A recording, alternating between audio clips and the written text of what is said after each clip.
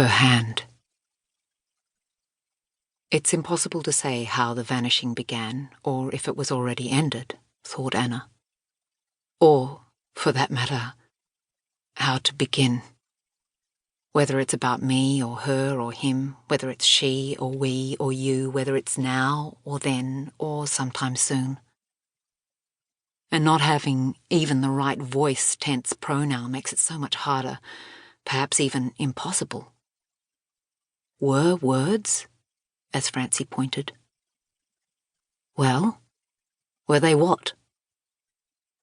As if they too were already then falling apart, so much ash and soot soon to fall, so much smoke to suck down.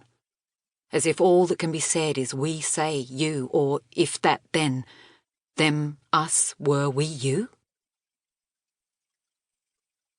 Maybe Francie is happier not being able to say anything, Tommy stutters.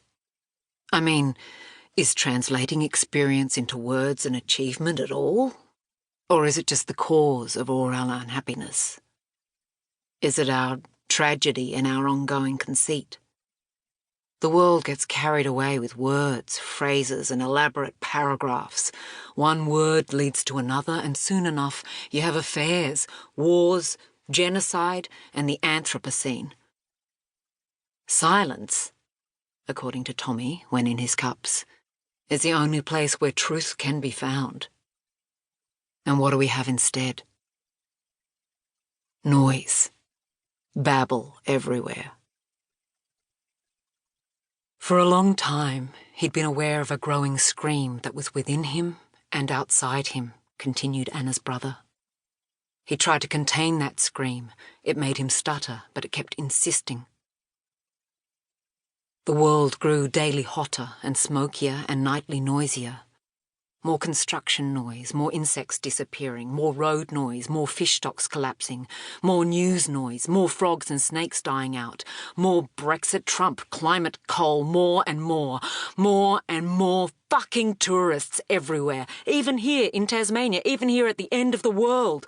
Well, they were queuing at the top of Everest. What could you expect? More jackhammers, more reversing trucks and falling and rising cherry pickers beeping, more tourist coaches clogging small streets, more rolling suitcases click-clack clacking in the street, more winner fucking bagos, more Airbnb bees, more locals sleeping in tents all around the city until even his dreams filled with a nightmare of noise, movement, growth that seemed to benefit no one and only grew things that left people unsettled, unhappy, that made people poorer.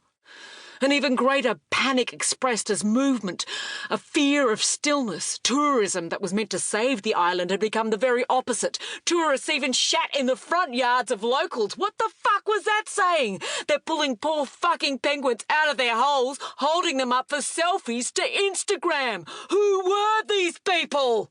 They came in budget flights, they came in cruise liners, every year larger, louder and more childish Death Stars betopped with even bigger water slides, bungee jumps and video screens pushing out just beneath their haze of bunker fuel smoke forced happy, says Tommy.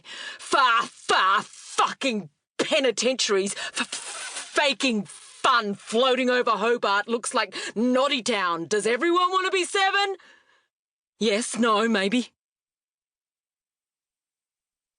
Just over the mountain behind the city, the fires are burning ever closer.